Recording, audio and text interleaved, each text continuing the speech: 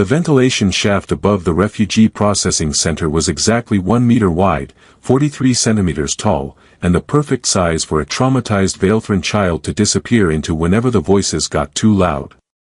Dr. Maya Solis had been tracking these disappearances for 3 weeks, noting the precise times when security cameras caught glimpses of golden eyes and pointed ears vanishing into the station's maintenance areas. "She's in Section 7 Beta again," Zoe Park announced, looking up from her engineering console with the kind of cheerful determination that made her the most popular maintenance worker on Harmony Station. "Left another empty snack container near the primary air recycler. At least she's eating." Maya rubbed her temples, feeling the familiar tension headache that came from dealing with cases that defied every therapeutic technique she'd learned in 20 years of xenopsychology.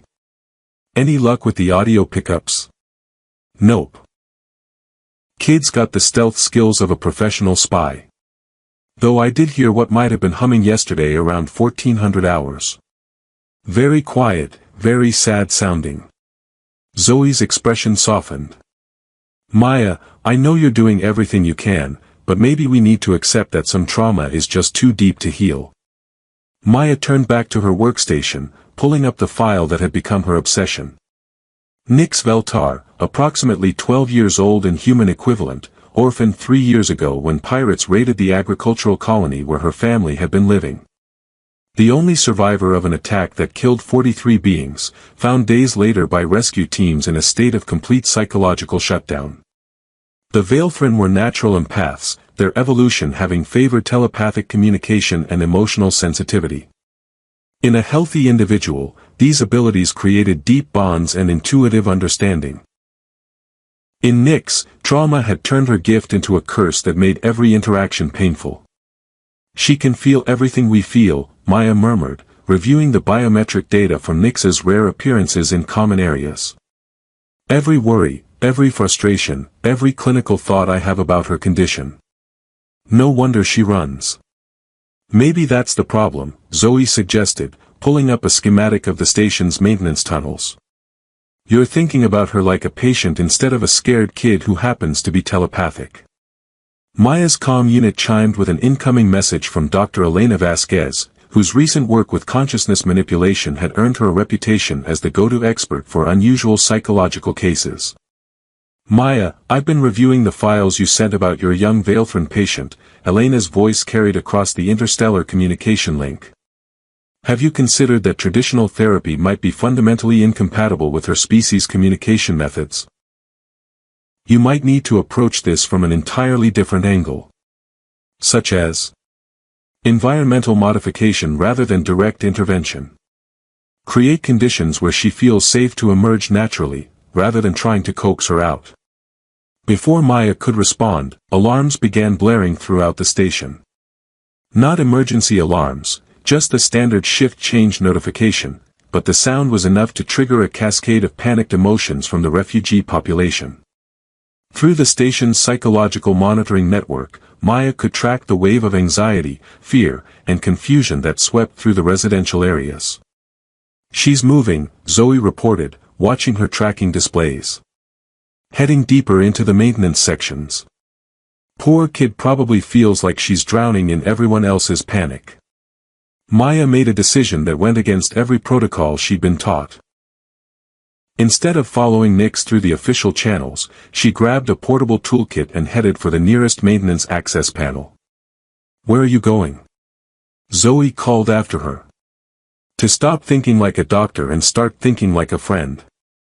The maintenance tunnels were a maze of conduits, cables, and recycling systems that kept Harmony Station functioning. Maya had never realized how complex the hidden infrastructure was, or how many small spaces existed where a frightened child could hide from a universe that had become too painful to face. She found Nix in a junction node near the station's primary computer core, curled into a space barely large enough for her small frame. The girl's golden eyes were wide with terror, and her pointed ears were flattened against her head in a display of pure distress. "I'm not here as a doctor," Maya said quietly, settling down in the tunnel with her back to the wall, giving Nix plenty of space.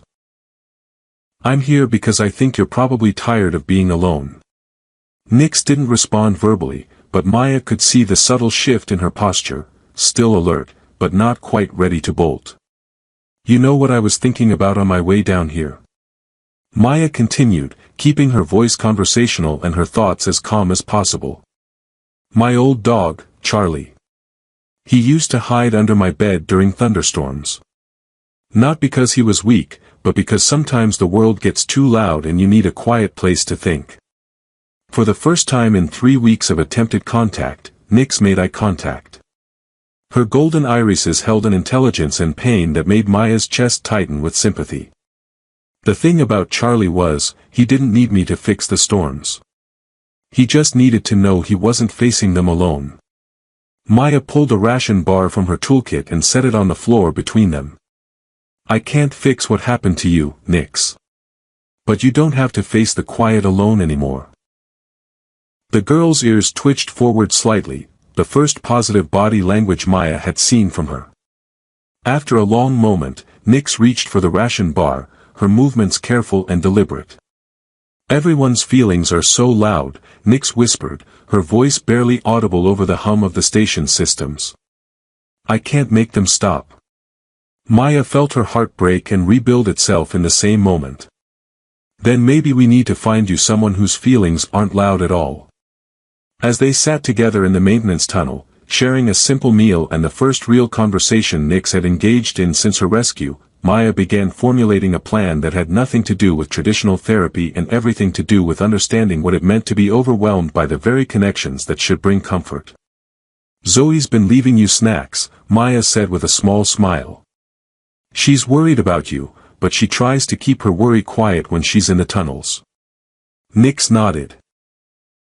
"She thinks happy thoughts about fixing things. It doesn't hurt to feel. Would you like to meet her properly? She's been wanting to talk to you for weeks." For the first time since Maya had known her, Nyx smiled. It was a tiny expression, barely visible, but it transformed her entire face from haunted to hopeful. "Maybe," she said. "If she promises not to feel sorry for me." "I think she's more likely to feel sorry for whoever has to clean up after her latest engineering project," Maya replied, earning what might have been the ghost of a laugh from the traumatized girl. As they made their way back through the maintenance tunnels, Maya realized that healing Nyx wasn't going to be about fixing her empathic abilities or helping her build mental barriers. It was going to be about finding her connections that felt safe, beings whose emotional signatures wouldn't overwhelm her sensitive mind. The solution, when it came, would be simpler and more profound than any therapeutic technique she'd ever learned. 3 days after her first real conversation with Nyx, Maya found herself collaborating with specialists she'd never expected to work with. Dr. Elena Vasquez had connected her with a consciousness researcher named Dr. Kira Thorne, whose recent work with alien neural interfaces had given her unique insights into empathic overload conditions. The key is understanding that for telepathic species, emotional barriers aren't psychological constructs, they're neurological functions, Kira explained during their quantum communication link. When those barriers are damaged by trauma, the constant input can literally cause physical pain. Maya was in her office, reviewing brain scans that showed Nyx's neural patterns in stark detail. The empathic centers of the girl's mind were hyperactive, processing emotional input at a rate that would overwhelm any being. So we're not dealing with a psychological condition that happens to have telepathic symptoms. We're dealing with a neurological injury that's preventing normal psychological healing. Exactly. And the treatment isn't going to be traditional therapy, it's going to be teaching her brain to filter input again. Meanwhile, Zoe had taken it upon herself to become Nyx's unofficial guardian, spending her off-duty hours in the maintenance tunnels and slowly building a relationship based on shared space rather than forced interaction. Her engineering mindset had proven surprisingly effective at understanding the girl's needs. "She's been taking care of a family of tunnel rats," Zoe reported, showing Maya recordings from the maintenance section cameras. "Look at this. She's using her empathic abilities to calm them when they're injured or scared. It's the first time I've seen her use her telepathy voluntarily." The recordings showed Nyx gently holding small rodents, her golden eyes focused and peaceful as she somehow soothed their distress. It was clear that she found comfort in the simple, uncomplicated emotions of creatures who couldn't overwhelm her with complex feelings. She needs something alive to connect with, Maya realized, but something whose emotional range won't trigger her overload response. The answer came from an unexpected source. Captain Torres of the transport ship Second Chance sent out a distress call that reached Harmony Station just as Maya was struggling with how to find the right therapeutic companion for Nyx. Harmony Station, this is Captain Torres requesting emergency docking. We've got a full cargo of rescue animals bound for New Sydney Colony, but our life support systems are failing. We need immediate assistance for 43 dogs, 26 cats, and assorted other Earth animals. Zoe was already moving to coordinate the docking procedure when Maya grabbed her arm. Wait. Did she say rescue animals? Yeah, why? Oh. Zoe's eyes widened as she understood Maya's thinking. You think one of them might be right for Nyx? I think traumatized animals might understand traumatized empaths better than anyone else. The Second Chance was a converted cargo hauler that had been refitted as an animal transport, its holds modified with climate control and containment systems designed to keep Earth animals comfortable during long space journeys. Captain Torres met them at the airlock, her weathered face creased with worry. Most of these animals are rescue cases, she explained as they made their way to the cargo holds. Dogs from fighting rings, cats from hoarding situations, wildlife that was being illegally trafficked. They're all heading to therapeutic programs on New Sydney, but some of them. She paused. Some of them might never fully trust humans again. The cargo bay was filled with the sounds of distressed animals, barking, whimpering, the occasional hiss from a particularly unhappy cat. Maya could feel her own stress levels rising in response to the chaotic emotions, and she couldn't imagine how overwhelming this would be for Nyx. But then she saw him. In a small containment unit at the far end of the bay was a golden retriever puppy, maybe 6 months old, who wasn't making any sound at all.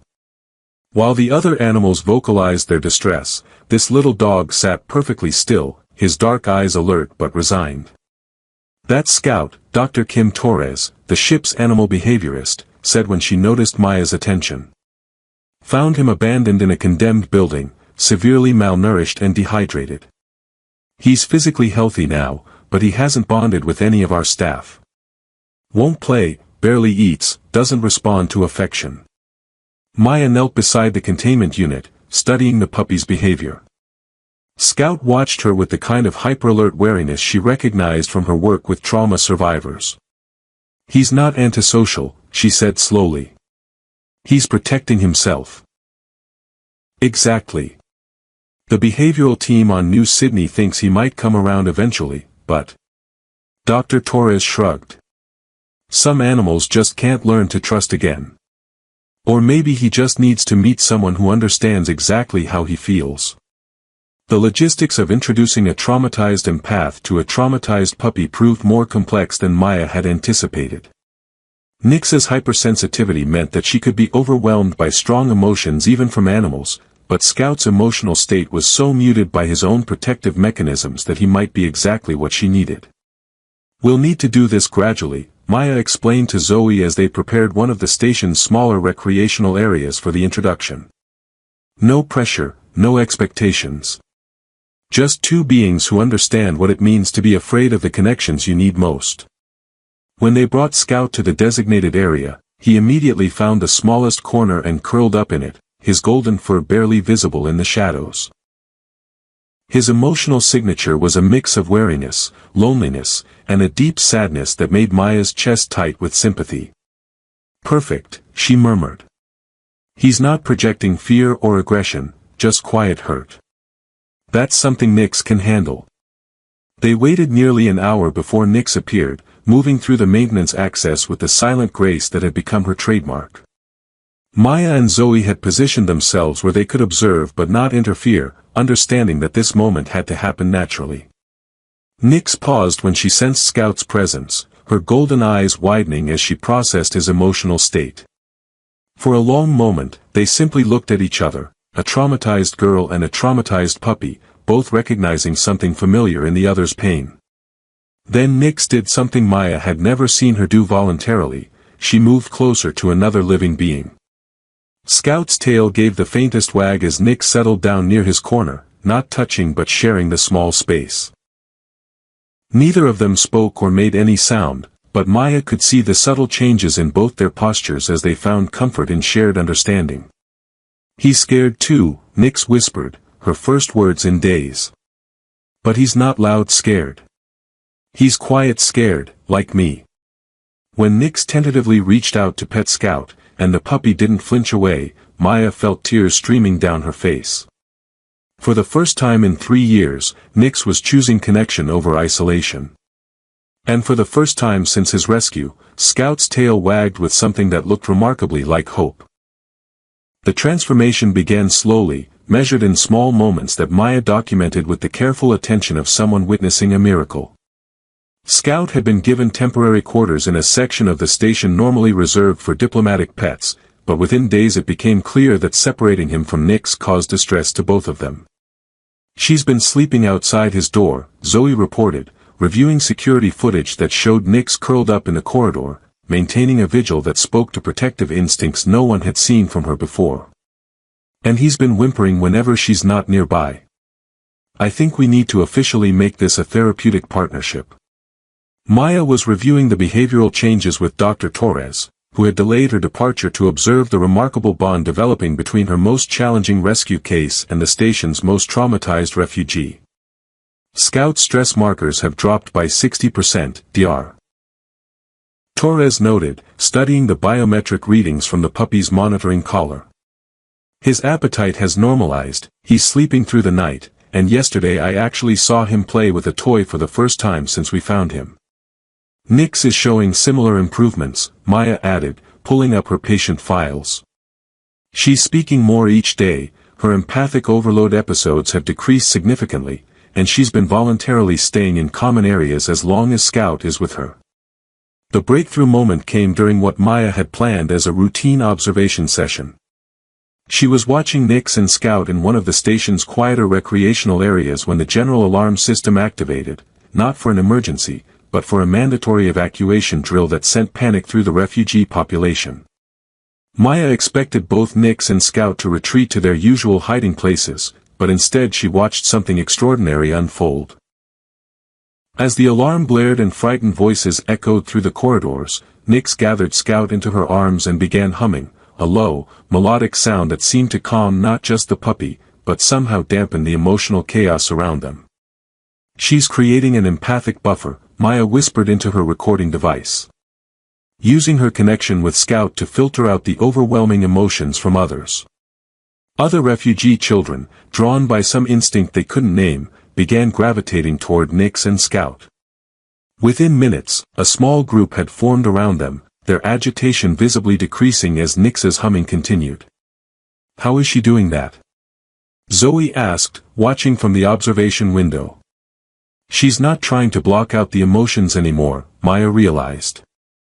"She's using Scout's simple, honest feelings as a template, learning to process complex emotions through the lens of uncomplicated love and trust." When the drill ended and the children dispersed, Nyx looked up at Maya with eyes that were brighter than they'd been since her arrival at the station. "Scout helped me help them," she said, her voice carrying the wonder of someone discovering a new ability. "His feelings are so clear and simple that I could use them to make sense of all the scary feelings." Dr. Torres shook her head in amazement. "In animal therapy, we usually see the animal providing emotional support to the human. But this is different, they're supporting each other." Over the following weeks, Maya developed what she began calling the empathic bridge technique, based on observations of how Nyx and Scout's relationship had evolved. Other young empaths who had been struggling with similar overload issues were carefully introduced to animals whose emotional signatures complemented their needs. "It's not about finding animals that are completely calm," Maya explained to a gathering of xenopsychologists who had come to study her methods. "It's about finding animals whose emotional states are simple enough for traumatized empaths to process without being overwhelmed." The success stories multiplied. A young Andromedan boy whose species communicated through emotional resonance found peace with an elderly cat whose contentment was so profound it served as an anchor during anxiety attacks. Twin Zeridian sisters, overwhelmed by their shared telepathic link, learned to moderate their connection through caring for a pair of bonded rabbits. But it was Nyx who remained the most remarkable case study. As her confidence grew through her relationship with Scout, she began reaching out to other traumatized children, using her hard-won understanding of emotional regulation to help them find their own paths to healing.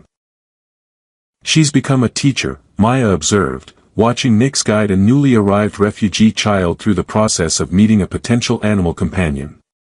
Not in spite of her trauma, but because of how she's learned to work with it. The moment that made Maya's research complete came 3 months after Scout's arrival. A new group of refugees had been brought to the station, including a Veilthran family whose youngest daughter was showing early signs of empathic overload following their escape from a war zone. The girls' parents were desperate, having watched their normally bright and social daughter retreat into the same kind of isolation that had consumed Nyx. When traditional intervention methods failed, they agreed to let Nyx work with her. Maya watched through the observation window as Nyx sat with the frightened child and Scout, her voice gentle and patient as she explained how to find calm in the chaos of other people's emotions. "It's not about making the feelings go away," Nyx said, Scout's steady presence allowing her to speak with confidence Maya had never heard before. "It's about learning that you can feel them without drowning in them. Scout taught me that love doesn't have to be complicated to be real." The young girl's first tentative smile in weeks bloomed as Scout padded over to her, his tail wagging with the kind of uncomplicated joy that had become his trademark since healing began. "Sometimes the biggest feelings come in the smallest packages," Nyx continued, and Maya heard echoes of her own voice in the words, lessons shared and internalized, wisdom passed from healer to healer again. When the session ended with laughter, actual, spontaneous laughter from both children, Maya felt the deep satisfaction that came from witnessing not just healing, but transformation. Zoe found her in the observation room an hour later, still watching the recordings and taking notes. "You know," Zoe said, settling into the chair beside her, "when I signed up to be a maintenance engineer, I never expected to become part of an interspecies emotional support program." "Any regrets?" Maya asked. "Are you kidding? This is the best maintenance job in the galaxy. Though I do think we need to order more animal food. At the rate we're going to need our own veterinary staff."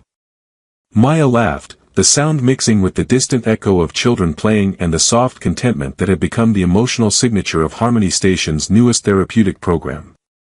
Through the viewport, she could see Scout and Nyx walking through the corridors together, the girl no longer hiding but moving with purpose, the puppy no longer cowering but exploring with confidence. Both of them had found healing in the simple recognition that they weren't alone in their fear. "Sometimes," Maya murmured, "the most profound breakthroughs come from the simplest connections." 6 months after a traumatized puppy named Scout had first met a frightened Veilthran girl in the quiet corners of Harmony Station, Maya stood before the Interspecies Medical Council presenting research that would revolutionize therapeutic practices across known space. But the real measure of success wasn't in her data presentations, it was in the laughter echoing through the station's corridors as Nyx led a group of young refugees in what had become known as the Puppy Parade. "Today marks the formal establishment of the Empathic Bridge Protocol," Maya announced to the assembled delegates, her voice carrying across interstellar communication links to medical centers throughout human and alien space. "Our research demonstrates that animal-assisted therapy, when properly matched to empathic species-specific needs, can achieve healing rates 30 times higher than traditional intervention methods." In the audience, both in person and via holographic projection, were representatives from dozens of species who had come to learn techniques that might help their own traumatized populations. Dr. Elena Vasquez and Dr. Kira Thorne had contributed research on consciousness bridging that supported Maya's findings, while Dr. Torres had documented the remarkable transformations in the rescue animals who had become therapeutic partners. But the real stars of the presentation were Nyx and Scout themselves. "Scout helps me understand that feeling scared doesn't mean being broken," Nyx explained to the assembled delegates, her voice clear and confident as the golden retriever sat patiently beside her chair. "And I help him understand that loving someone doesn't have to hurt." The transformation in the young Veilthran was remarkable. Where once she had hidden from any social contact, she now served as the station's primary empathic counselor for newly arrived refugee children. Her abilities, which had once been a source of pain, had become her greatest tool for helping others find peace. The key insight, Maya continued, is that empathic overload isn't caused by too much emotional input, it's caused by input that's too complex to process safely. Animals provide emotional signatures that are honest, direct, and simple enough for traumatized empaths to understand without being overwhelmed. Scout had become something of a celebrity among the therapeutic animals, his transformation from traumatized rescue case to confident therapy dog inspiring similar programs throughout the sector. But more importantly, he had learned to trust again, his world expanding from fear-based isolation to joy-based connection. We now have 43 successful empathic bridge partnerships active on Harmony Station, Maya reported, with a 96% improvement rate in trauma recovery metrics. More significantly, children who complete the program show increased empathic control and often become peer counselors for other traumatized individuals. The questions from the delegates were enthusiastic and technical, focusing on implementation strategies and species-specific considerations. But Maya found her attention drawn to the observation window, where Nix was conducting an impromptu therapy session with a recently arrived Centaurian child whose species' natural telepathy had been damaged by witnessing their home colony's destruction. The feelings are too big and too sharp, the child was explaining in halting standard, their crystalline features clouded with distress.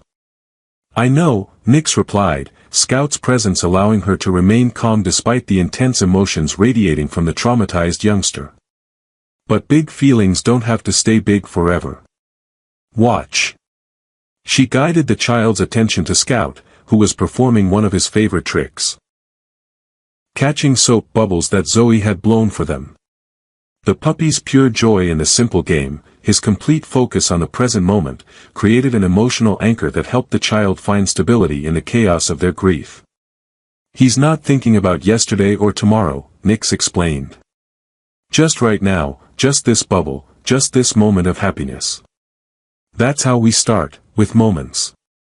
Maya watched the child's bioluminescent patterns shift from chaotic distress to something approaching calm, and she felt the familiar mix of professional satisfaction and personal amazement that came from witnessing healing in action. Dr. Solis, one of the delegates, was asking, "What do you see as the long-term implications of this program?"